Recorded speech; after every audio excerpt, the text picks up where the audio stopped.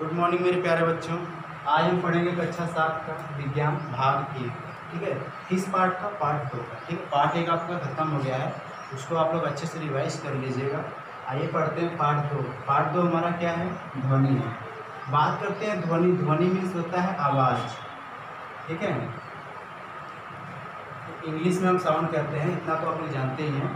ध्वनि मीन्स होता है आवाज़, यानी हम आवाज़ जो होता है हम अपने आसपास अपने चारों तरफ जो होते हैं आवाज़, उनको अक्सर सुनते रहते हैं। ठीक है, और ये आवाज़ किस रूप में हमारे कानों में जाते हैं? ठीक है, ये आवाज़ तरंग के रूप में हमारे कानों में जाते हैं। ये तरंग स्टार्ट कितने से होना चाहिए? 20 प्रति सेकेंड से 20,000 प्रति सेकेंड के बीच रहेगा, तभी कोई भी आवाज़ जो हर्टज होता है, हर्टज रहेगा, तभी हमारा कान जो है उस आवाज़ को या उस कंपन को महसूस करेगी। ठीक है, कंपन को महसूस करेगी तभी वो ध्वनि हमारे कानों में जाएगी। यानी 20 प्रति सेकेंड से 20,000 प्रति सेकेंड तक, प्रति हर्टज सेकेंड हर्टज तक अगर कोई भी कंपन हमारे कान अनुभव करता है, ठीक है, तब उसे हम ध्वनि कहते हैं। ठीक, इसके बाद अगला पढ़ते हैं ध्वनि का माध्यम, ध्वनि का स्रोत। ध्वनि का स्रोत, ध्वनि के स्रोत से बात करें तो ध्वनि का ऐसा स्रोत या ध्वनि का ऐसा माध्यम जो हम अपने आसपास अक्सर महसूस करते हैं, देखते हैं, जानते हैं, उसे हम ध्वनि का स्रोत कहते हैं। जैसे एग्जाम्पल के रूप में एक देख लिया जाए, जैसे कि हम कुछ भी बोलते हैं, उसको हम अनुभव कैसे करते हैं? हम कुछ भी बोल रहे हैं और अपने गाल पर अपना उंगली रखें और उसको महसूस करें तो हमारा उंगली जो है वो कंपन करेगा। ठीक है, कंपन का अनुभव करेगा। इससे हमें आभास होता है कि हमारे मुख से क्या निकल रही है? ध्वनि। ठीक है, जो हमारा कान अनुभव कर रहा है वह ध्वनि कितने प्रति सेकंड से है? 20 प्रति सेकंड से 20,000 प्रति सेकंड हर्ट्ज तक है, जिससे हमारा कान सुन रहा है, महसूस कर रहा है, उसे हम ध्वनि कहते हैं। ठीक है, इसके बाद हम अगला हेडिंग पढ़ेंगे माध्यम, यानी ध्वनि के माध्यम क्या क्या हैं।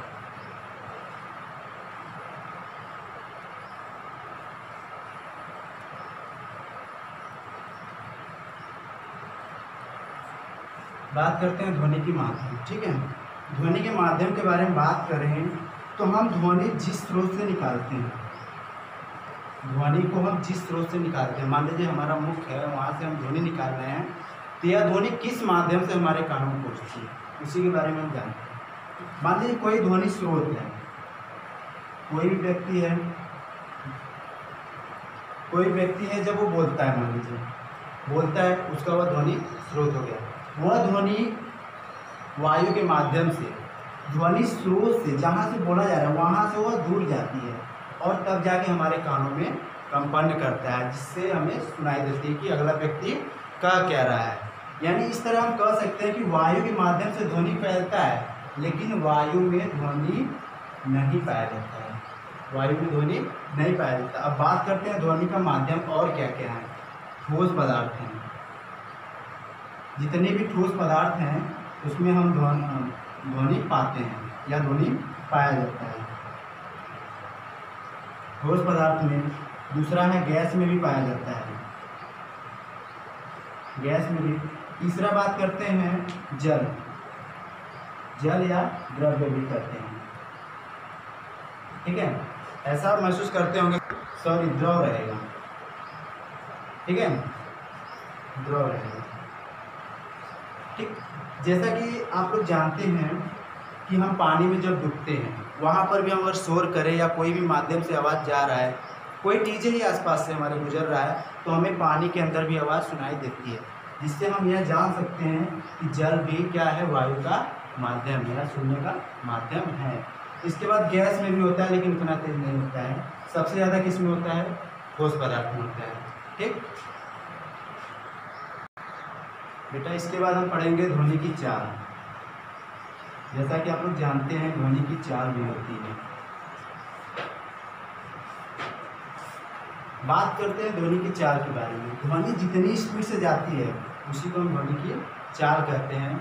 इस प्रकार हम समझ जाते हैं कि जल में ध्वनि की चाल कुछ होती होगी, वायु में कुछ होती होगी। अब बात करते हैं वायु में ध्वनि की चाल। जब वायु में ध्वनि की चाल, जब टेम्परेचर 0 डिग्री सेंटीग्रेड हो, तब 330 मीटर प्रति सेकेंड, या 331, कहीं कहीं आपको 331 मिलेगा, कहीं कहीं 330 मीटर प्रति सेकेंड मिलेगा। और जल में जो है 1498 मीटर प्रति सेकेंड मिलेगा, और लोहे में 5100 मीटर प्रति सेकेंड मिलेगा। यानी अलग अलग माध्यमों में अलग अलग उसका चाल मिलेगा। ठीक, इसके बाद महसूस करते हैं आगे, देखिए क्या जानते हैं कि वायु के जब ध्वनि का हम टेम्परेचर बढ़ाते हैं या कोई कहीं पर भी हम टेम्परेचर बढ़ाते हैं तो उसकी चाल में वृद्धि होती है। जैसे आप लोग देखे होंगे बादलों में गड़गड़ाहट, बादलों में गड़गड़ाहट,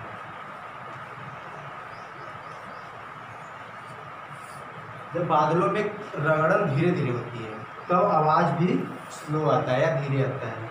अगर बादलों में गड़गड़ाहट अधिक तेज से हो तो आवाज़ भी बहुत अधिक तेज से आती है। ठीक, यानी वहाँ पर हम महसूस कर सकते हैं कि टेम्परेचर अधिक लगा तो आवाज़ भी अधिक तेज से आया। ठीक, इसके बाद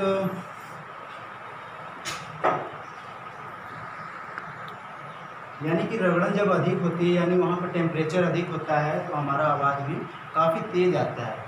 उस दौरान आप देखेंगे कि प्रकाश जब पहले आता है, प्रकाश पहले आता है, बाद में आवाज़। यानी हम यह कह सकते हैं कि प्रकाश की चाल अधिक होती है इसमें वायु में, और आवाज़ की चाल यानी ध्वनि की चाल कम होती है। और इस प्रकार हम समझें तो ध्वनि की चाल प्रकाश की चाल की अपेक्षा यानी अंतर कितने का होता है, 108वां या 108वां गुना होता है। ठीक, इसके बाद अगला हेडिंग पढ़ते हैं, दोलन अथवा कंपन गति। इसके बाद हम अगला पढ़ते हैं दोलन अथवा कंपन गति, दोलन अथवा कंपन गति।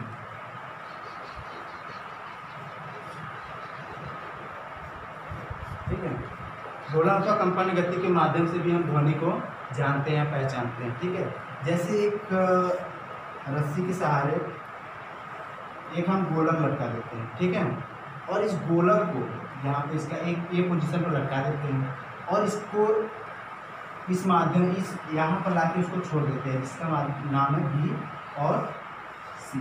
तो भाई जब हम यहाँ छोड़ेंगे तो जाहिर सी बात है सर्कल के कोण में यहाँ पहुँचेगा ही। ठीक है, यहाँ से यहाँ पहुँचने एक समय ये ऐसा रहेगा कि ये काफ़ी तेज़ी से गति करेगा, जिसके कारण हमको दिखाई नहीं देगा। ये कंपन करेगा, यह रस्सी भी कंपन करेगी। जब ये गति करेगा तो यहाँ पर कंपन उत्पन्न होगा। ठीक है, जिससे हमें पता यह चलेगा कि भाई इस कंपन के माध्यम से हमें आवाज़ आ रही है, आवाज़ आ रही है। ठीक, इसके बाद हम देखते हैं कि जब एक गति करता है तो एक समय ऐसा आता है कि यह हमें दिखाई भी देने लगता है। पहले जब हम इसको छोड़ेंगे तो काफ़ी अधिक तेज़ी से गति करेगा और एक समय ऐसा आएगा कि यह काफ़ी स्लो हो जाएगा। इस दौरान इसकी गति क्या हो जाती है, निश्चित हो जाती है, निश्चित हो जाती है। यह निश्चित कब होगी, कब होगी, जब यह एक पथ पर यानी कि बस यहाँ से यहाँ तक, यहाँ से यहाँ तक ही गति करेगी, तब यह क्या कहलाएगी, निश्चित गति में आ जाएगी, जिससे हमें यहाँ स्पष्ट रूप से इसका जो धागा द्वारा लटकाया गया वो अच्छे से दिखेगा। ठीक, अब बात करते हैं दोलन गति। ठीक, तो ये जब एक ही मार्ग या एक ही पथ पर गति करेगा तब इसे हम क्या कहेंगे, दोलन गति। ठीक, दोलन गति को हम आवृत्ति भी कहते हैं। ठीक, आवृत्ति भी, यह दोलन जो है एक सेकेंड में जितना गति करता है उसी को हम आवर्ती गति कहते हैं या आवृत्ति कहते हैं, उसी को हम आवृत्ति कहते हैं। और आवृत्ति को हम हर्ट्ज में नापते हैं, हर्ट्ज में, और हर्ट्ज को हम Hz से दिखाते हैं। ठीक, Hz से दिखाते हैं और इसका फॉर्मूला होता है आवृत्ति बराबर, आवृत्ति बराबर क्या होता है, 1/आवर्तकाल, आवर्तकाल। ठीक, इस फार्मूले की सहायता से हम अलग अलग सवाल को सॉल्व करेंगे। ठीक, आज की वीडियो में बस यही था, मिलते हैं अगले वीडियो में, तब तक के लिए धन्यवाद।